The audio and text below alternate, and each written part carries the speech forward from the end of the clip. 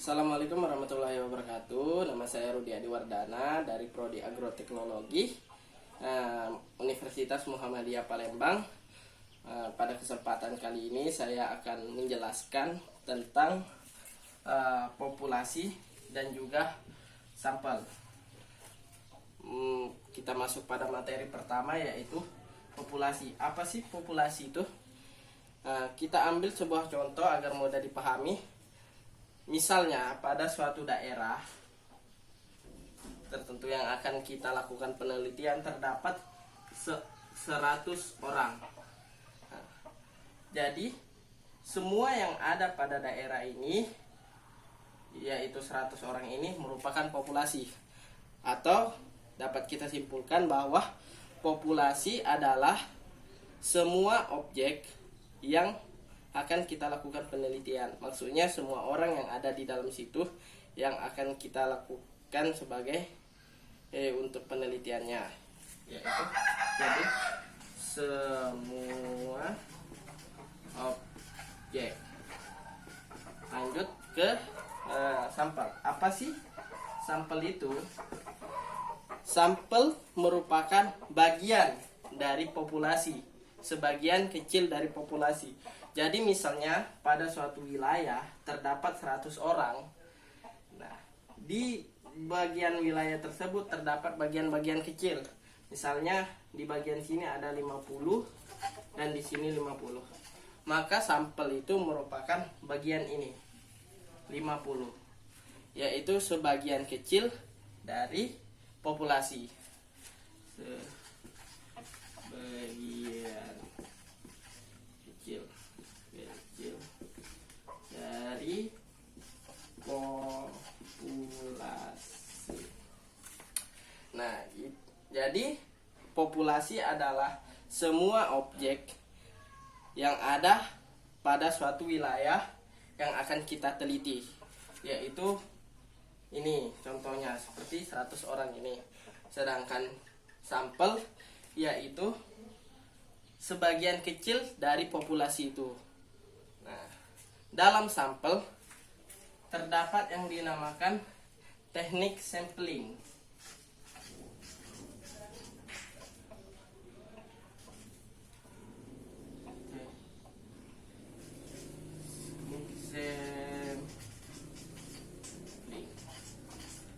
Apa itu teknik sampling dan mengapa kita harus menggunakan teknik sampling? Teknik sampling yaitu cara atau langkah yang kita lakukan untuk untuk mencari sampel itu, yaitu caranya. Lalu kenapa kita harus melakukan teknik sampling ini?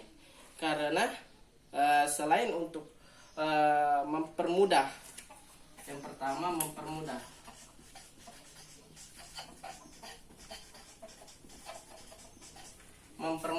karena dalam suatu penelitian itu pasti dilakukan pada suatu populasi. Nah, teknik sampling ini digunakan untuk memperkecil populasi tersebut. Misalnya terdapat 100 orang yang akan kita lakukan suatu penelitian, maka dengan menggunakan teknik sampling ini kita bisa menggunakan beberapa dari populasi tersebut dengan beberapa syarat tentunya. Yang kedua, manfaatnya itu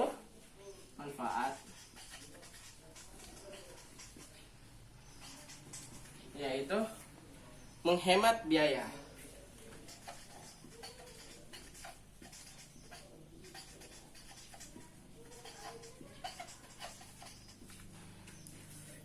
Dengan tidak terlalu banyaknya sampel yang kita gunakan atau sampel yang kita lakukan penelitian tersebut, otomatis pasti akan menghemat biaya tersebut.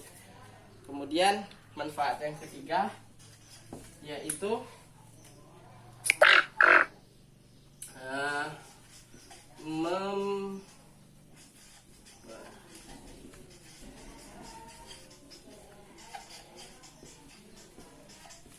mempersingkat waktu, yaitu efisiensi waktu. kita ibaratkan apabila kita akan melakukan penelitian terhadap survei terhadap 100 orang, dengan menanyakan satu persatu orangnya pasti akan memakan waktu yang banyak. Dengan menggunakan teknik sampling ini, otomatis kita akan hanya menggunakan beberapa atau melakukan survei kepada beberapa dari populasi ini, sehingga tentunya waktu yang digunakan akan lebih sedikit. Kemudian dalam teknik sampling ini dibagi menjadi dua, yaitu probabilitas dan non probabilitas.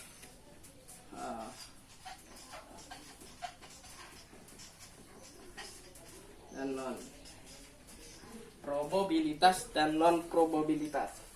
Nah, apa sih probabilitas itu? Probabilitas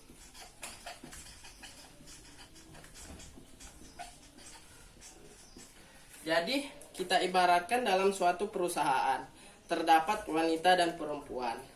Nah, untuk menjadi sampel dari suatu penelitian, maka dengan adanya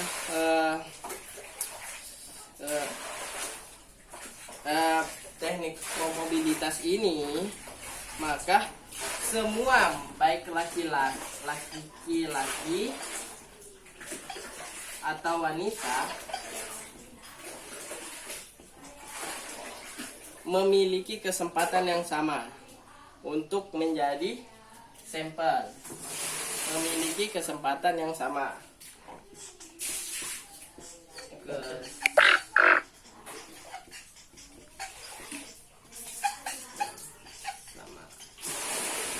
Teknik ini memberikan peluang yang sama terhadap semua semua populasi yang ada pada suatu daerah tersebut. Nah, probabilitas ini dibagi menjadi 4, yaitu simple random, strata random, kemudian ada cluster sampling, dan juga systematic sampling. Kemudian yaitu non probabilitas. Non probabilitas. Kita contohkan pada hal yang sama, pada suatu perusahaan terdapat laki-laki dan perempuan. Nah, non probabilitas ini biasanya sudah ditentukan oleh sang yang akan meneliti tersebut, apakah dia akan menggunakan laki-laki atau menggunakan perempuan. Nah, jadi peluangnya itu adalah 0% bagi yang tidak terpilih. Misalnya sudah ditentukan menggunakan laki-laki, maka laki-laki yang akan digunakan tidak akan menggunakan wanita. Itulah bedanya dari probabilitas dan non probabilitas. Sedangkan non probabilitas itu dibagi menjadi 4 metode, yaitu acidinal sampling, pervasive sampling, kuota sampling, dan juga